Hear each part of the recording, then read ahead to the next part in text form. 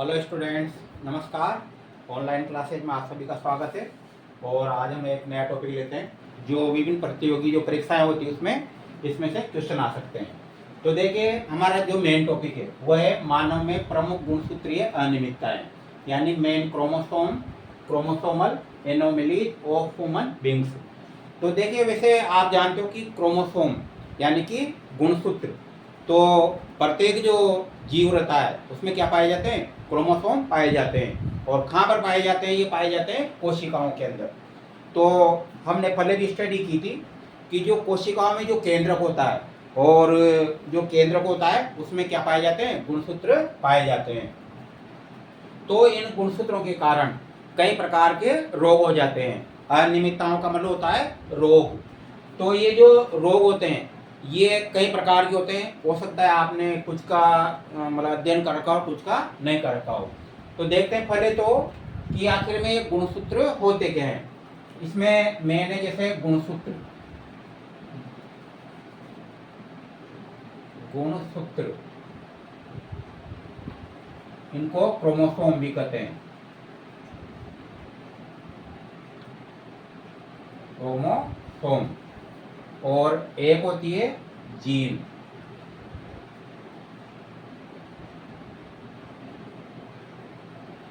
तो देखिए, जो गुणसूत्र है उसमें क्या पाई जाती है? जीन पाई जाती है। गुणसूत्र में क्या पाई जाती है? जीन।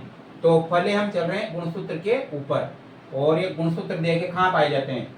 ये जैसे कोशिकाएं, और कोशिका में क्या रहता है? ये केंद्रक रहता है।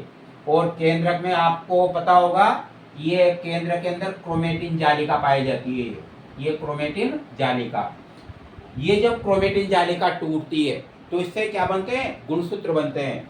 आपने स्टडी की होगी कि कोशिका विभाजन होता है सेल डिवीजन, और सेल डिवीजन के अंदर पहली अवस्था होती है प्रोफेज।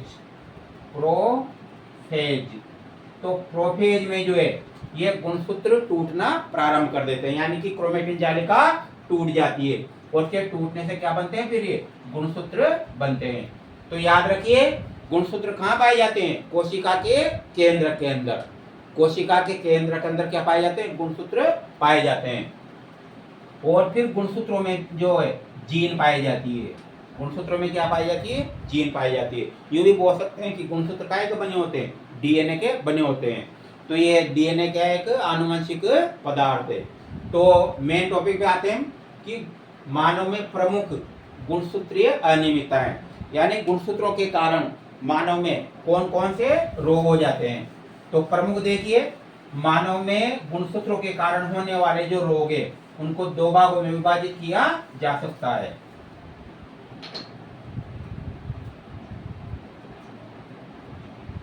गुणसूत्रीय अनियमितताएं।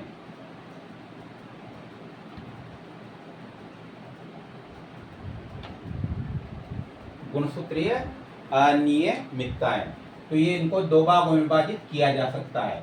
क्योंकि आपको पता होगा जैसे कोशिकाएं दो प्रकार की होती है, प्रोकैरियोटिक और यूकैरियोटिक। ये पहले भी हमने इसकी स्टडी कर रखी है। और उसी प्रकार से जो गुणसूत्र होते हैं ये भी क्या है? दो प्रकार के होते हैं। एक तो होते हैं ये मतलब ऑटोसोमल यानी कि काय गुणसूत्र, और दूसरे होते हैं एलोसोम, या जिनको कहते हैं जैसे एक प्रकार से लिंग गुणसूत्र। तो देखें यहाँ पर इनको गुणसूत्रीय जो अनियमितता है इसको दो भागों में विभाजित किया जा सकता है। पहला है कायिक गुणसूत्रीय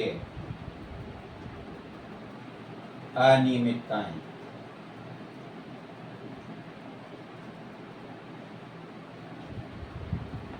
इनको ऑटोसोम भी कहते हैं। तो ऑटोसोमल अनियमितताएं।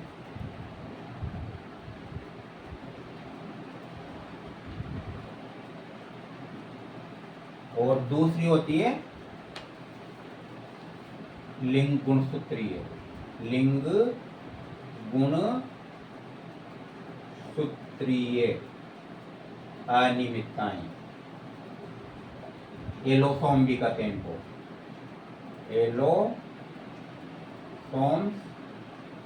अनियमितताएं।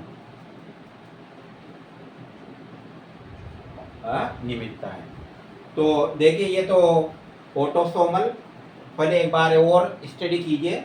देखिए मानव में कुल कितने पाए जाते हैं? 46 गुणसूत्र पाए जाते हैं। विभिन्न प्रतियोगी परीक्षाओं में इनमें से आ सकते हैं।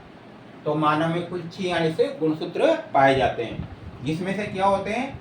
44 तो क्या रहते हैं? ये कायिक गुणसूत्र, कायिक गुणसूत्र, जिनको ऑटोसोमल क्रोमोसोम भी कहते हैं। और 2 होते हैं ये सेक्स क्रोमोसोम, जिनको लिंग गुणसूत्र कहते हैं। जैसे कि अगर नर है तो इसमें XY पाया जाएगा, तो कहलाएंगे लिंग गुणसूत्र, लिंग गुणसूत्र यानी कि सेक्स क्रोमोसोम। तो ये तो हो गए नर में, कुल कितने हो गए? 46। अगर मादा है तो मादा में भी वही 44 तो क्या पाए जाएंगे? वही कायिक गुणसूत्र यानी कि ऑटोसोम। और मादा है तो XX, ये लिंग गुणसूत्र। तो बराबर 46। इस प्रकार से ये, तो याद रखिए नर और मादा में डिफरेंस कहाँ रहता है? Y का। तो Y का प्रतीक है, ये नर का प्रतीक है, क्योंकि आपने देखा होगा XX मतलब मादा और XY का मतलब होता है नर। तो 44 तो जो ऑटोसोम रहते हैं नर और मादा दोनों में क्या रहते हैं? समान रहते हैं। और जो मेन अंतर रहता है वो होता है एक लिंग गुणसूत्र का। तो इस प्रकार से ये इसका याद रखना। तो हम चल रहे हैं गुणसूत्रीय अनियमितताएं। तो मानव में कौन कौन सी गुणसूत्रीय अनियमितताएं पाई जाती है? तो पहला है कायिक गुणसूत्रीय अनियमितताएं। इसमें पहला है, नाम सुना होगा आपने, डाउन सिंड्रोम। डाउन सिंड्रोम, इसको आपने देखा होगा पहले भी। जैसे ये मेन इसका जो बेसिक आधार है वह मतलब जैसे 12वीं की जो होती है ना बायो वो रहती है, और भी आपने कहीं जो बड़ी क्लास है उसमें ये आते हैं। तो डाउन सिंड्रोम, और इसी को मंगोलिज्म भी कहते हैं, मंगोलिज्म। दूसरा होता है एडवर्ड सिंड्रोम, एडवर्ड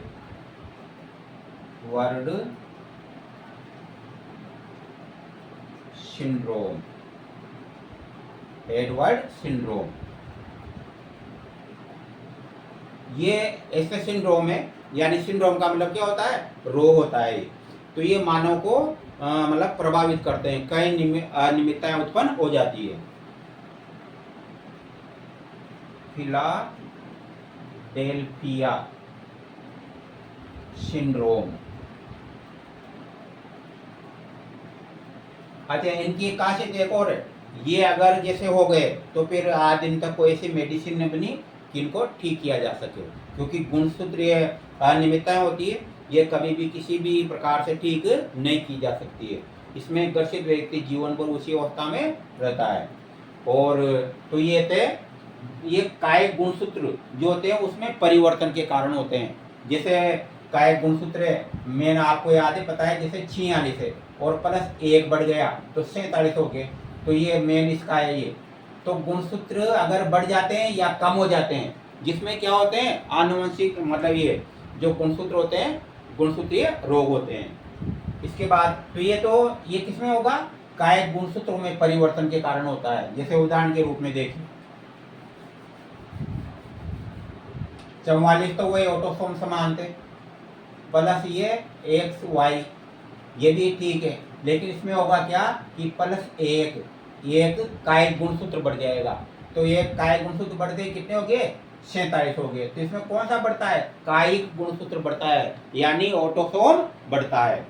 और लिंग गुणसूत्रों में, लिंग तो आपको जानते हो जैसे 2 ही टाइप के होते हैं, एक तो XY होता है, एक XX होता है। तो यानी इसमें या तो कमी होती है या फिर बढ़ोतरी होती है, तो फिर ये रोग होते हैं। जैसे कि नंबर 1 में पहला है Turner syndrome, Turner syndrome.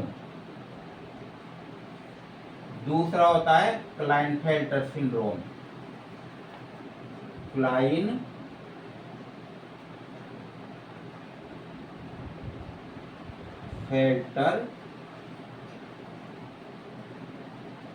Syndrome, Klinefelter syndrome. ये किससे संबंधित है? लिंग गुणसूत्रों से संबंधित है। और तीसरा होता है जेकब, जेकब या अपराधी सिंड्रोम, अपराधी सिंड्रोम। ये तो इस प्रकार से इसमें तो क्या होते हैं, काय गुणसूत्रों में या तो कमी होती है या फिर बढ़ोतरी होती है। उसी प्रकार इसमें क्या है, लिंग गुणसूत्रों में कमी होती है या फिर बढ़ोतरी होती है। जैसे उदाहरण के रूप में इसका समझना, कल इसकी थोड़ी मजा डिटेल की स्टडी करेंगे। तो देख इसमें जो टर्नर सिंड्रोम है इसमें 44 वो ऑटोसोम जो समान रहेंगे। प्लस आपको याद है मादा में क्या रहता है, एक्स एक्स। लेकिन इसमें होता क्या है, टर्नर सिंड्रोम में एक्स एक जो है ना, एक एक्स ये विलोपित हो जाता है, यानी लुप्त हो जाता है। तो इससे गुणसूत्र कितने बचे, 45 रह जाते हैं। इससे शरीर में कई प्रकार की अनियमितताएं उत्पन्न हो जाती है। तो बाकी जो है ना सबकी स्टडी कल करेंगे एक एक टॉपिक के अनुसार। बाकी आपने जो काफ़ी दिनों बाद स्टार्ट हुई क्लास, तो इसमें जरूरी की एक क्लास क्यों, कई प्रतियोगी मतलब जो है ना परीक्षाएं होती है उससे संबंधित ये